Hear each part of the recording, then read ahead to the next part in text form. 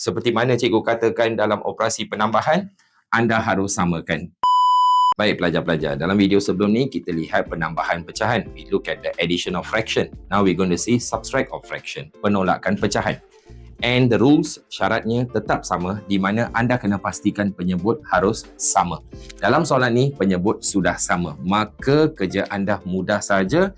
You just going to put over and here number 10 and here number 10. You just going to put over here number 10.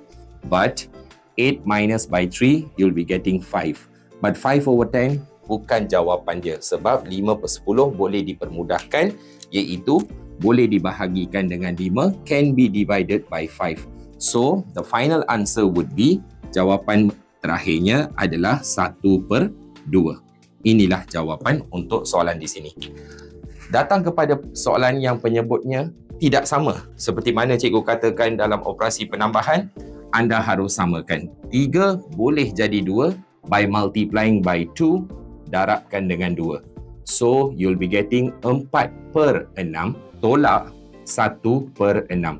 Sekali lagi, penyebut dah disamakan, maka kita letak 6 dan nombor di atas kita akan tolak seperti biasa, 4 tolak 1 bersamaan 3. Sekali lagi cikgu nak ingatkan, 3 per 6 boleh tak dipermudahkan? Tentu boleh. Iaitu divide by 3 bahagi dengan 3.